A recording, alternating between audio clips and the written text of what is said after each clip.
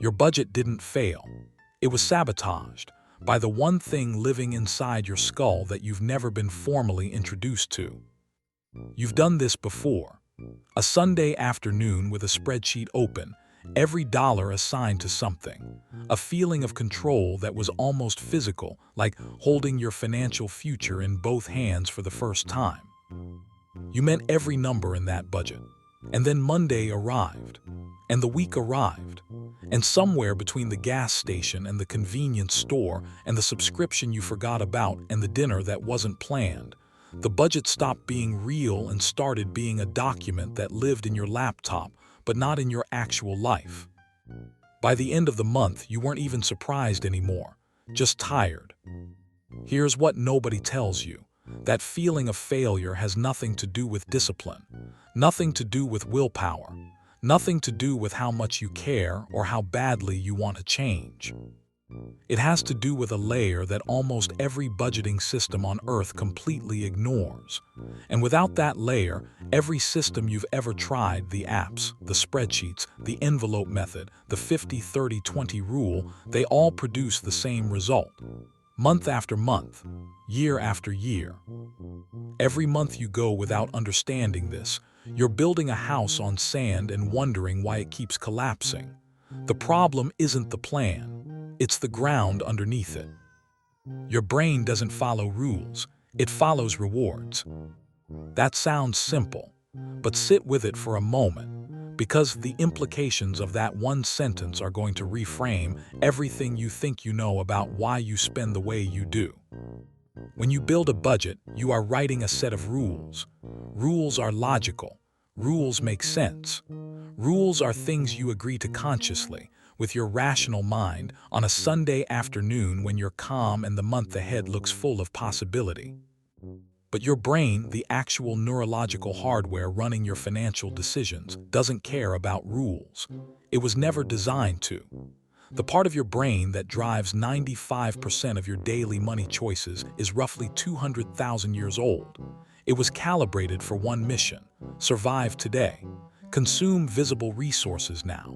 Don't think about next month, there may not be a next month. Behavioral economists call this the intention-action gap. You genuinely intend to follow the plan. You fail to act on that intention. And the gap isn't laziness. The gap isn't a character flaw. The gap is 200,000 years of evolution working exactly as designed. You're not broken. You're just using a modern map to navigate prehistoric hardware. Think of your brain like a river. A river doesn't choose to flow downhill. It doesn't debate the decision. It doesn't wake up on Monday and decide to be disciplined and run uphill for once. It follows the path of least resistance, automatically, inevitably, every single time.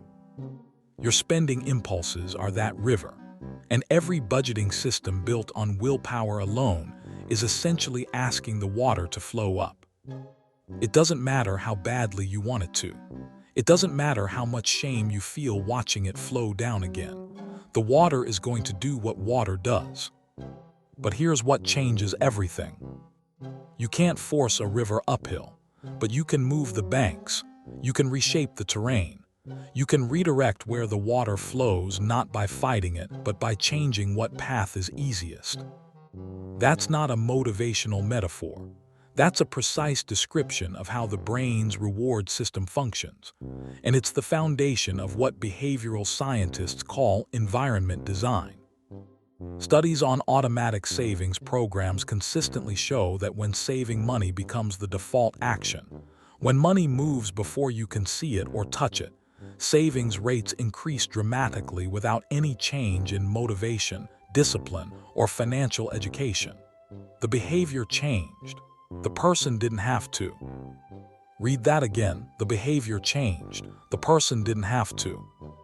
The people who consistently build wealth, who make financial progress month after month without extraordinary willpower, almost never succeed because they want it more than you do. They succeed because they stopped fighting the river. They've designed their financial environment so that the path of least resistance leads toward wealth, not away from it. They've automated the decisions that must be made correctly every single time, so those decisions happen before temptation ever enters the room. They've created friction between themselves and impulse spending, not through self-denial, but through deliberate distance. They've built a visible scoreboard that gives the brain a reward signal for saving that's just as immediate as the signal it gets from spending. This is not a personality trait. This is architecture. And right now, without this architecture in place, every paycheck you receive flows through an environment that was designed by retailers, by apps, by the entire consumer economy, to make spending the path of least resistance and saving money feel like swimming upstream. The system is working perfectly. It's just working against you. So what does it actually look like to redirect the river? The first move is automation, not as a productivity hack, but as a neurological intervention. When you set up an automatic transfer that moves money to savings before your paycheck ever touches your checking account, you've done something profound. You've removed the decision from the equation entirely. The river never sees that water. It cannot flow in a direction it was never given access to. The right choice doesn't require willpower anymore, it just happened. The second move is friction engineering. Your phone is optimized for impulsive purchases. One-click checkout, saved payment methods, apps that remember your card. Every one of those features is an environment decision that was made for you by someone who profits when you spend. Reversing that means building friction into the process. Delete saved payment methods. Add one deliberate step between you and the purchase. Put 48 hours between a want and a buy. Not because you're trying to deprive yourself, because you're giving the rational part of your brain time to catch up to the prehistoric part. The third move is the one most people skip, and it may be the most powerful. Track a visible net worth number, not your bank balance, your actual net worth. Assets minus debt, updated weekly. Here's the neuroscience behind why this matters. Saving money is invisible. You save $200 and nothing exciting happens.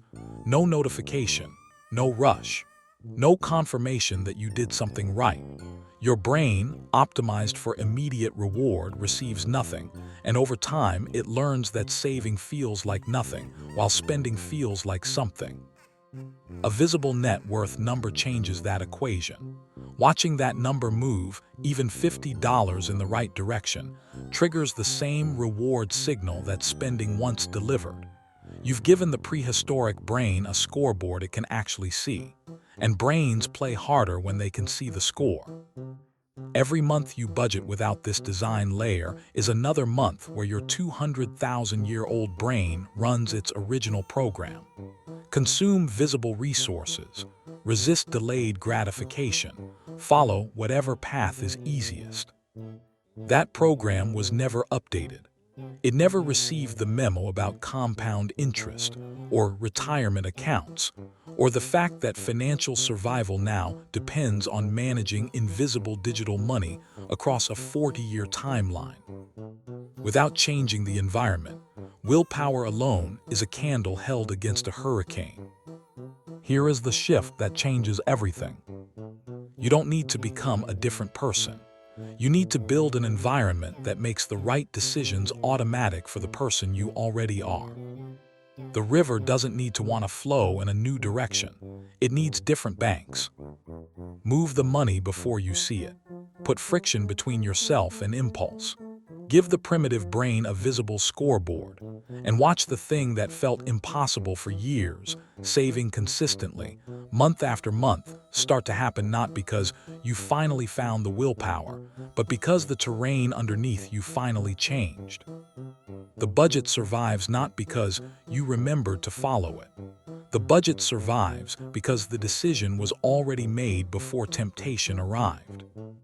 This month, you are going to build the system that makes the right decisions automatic, not because you became more disciplined, because you stopped asking the river to run uphill. Set up one automatic transfer, delete one saved payment method, open one document and write your net worth number down today. 3 moves. That is the architecture. That is the missing layer. And if you want to understand how the same prehistoric brain that destroys your budget is silently running every other financial decision you make, the next video is going to show you something that will be uncomfortable to admit you never noticed. The river is always flowing. The only question is where you've pointed it.